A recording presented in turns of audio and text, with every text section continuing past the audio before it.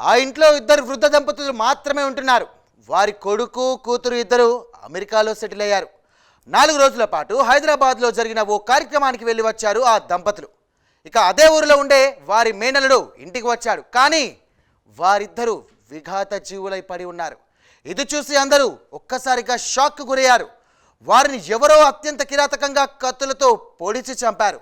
భార్యను గొంతు కోసి దారుణంగా హత్య చేసి దుండగులు భర్తను విచక్షణారహితంగా కత్తులతో పొడిచి చంపారు.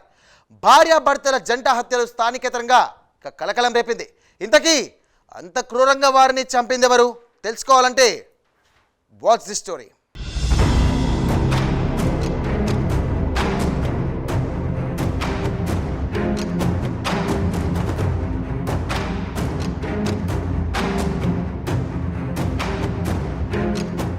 విశాఖపట్నం జిల్లా గాజువాక మండలంలోని దువ్వాడ పోలీస్ స్టేషన్ పరిధిలో గల రాజీవ్ నగర్లో ఇద్దరు వృద్ధ దంపతులు నివసిస్తున్నారు.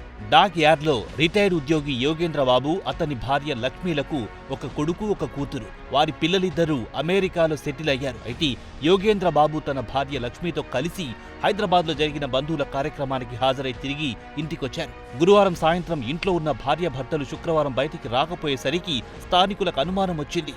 అదే ఊరిలో నివసిస్తున్న వారి మేనల్లుడికి స్థానికులు సమాచారం అందించారు. దీంతో యోగేంద్రబాబు మేనల్లుడు ఇంటికొచ్చి చూడగా ఇంటి బయట తలుపులకు తాళం వేసి ఉండడాన్ని గమనించాడు. స్థానికుల సహాయంతో ఇంట్లోకి వెళ్లిన వారి మేనల్లుడు ఇంట్లో వారిద్దరు విగత జీవులుగా పడి ఉండడాన్ని గమనించాడు.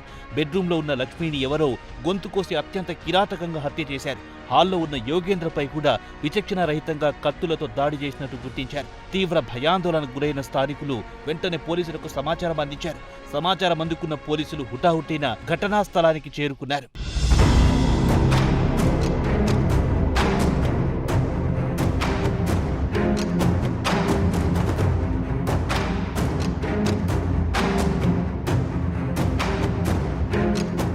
ఘటనా స్థలంతో పాటు పరిసర ప్రాంతాలను పరిశీలించిన పోలీసులు ఇది దొంగల పనని ప్రాథమికంగా ఓ అంచనాకొచ్చారు. దొంగలు లక్ష్మి ఒంటిపై ఉన్న నగలును దోచుకెళ్లినట్టు గుర్తించారు. అయితే లక్ష్మిని గొంతు కోసి ఒంటిపై నగలు దోచుకెళ్తున్న సమయంలో అడ్డొచ్చిన భర్త యోగేంద్రపై కూడా దాడికి పాల్పడినట్టు పోలీసులు అనుమానిస్తున్నారు.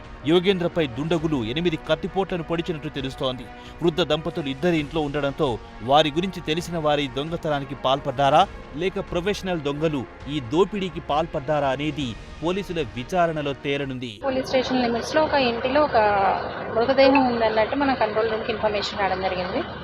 దాని మీద వెంటనే మన దువ్వాడ ఇన్స్పెక్టర్ గారు వచ్చారు. అలాగే మన ఏసీపీ సౌత్ గారు కూడా వచ్చి ఆ ఇల్లు ఓపెన్ చేసి చూసిన తర్వాత మనకి ఆ చనిపోయిన వ్యక్తి భార్య మృతదేహం కూడా ఆ ఇంట్లో కనిపించింది.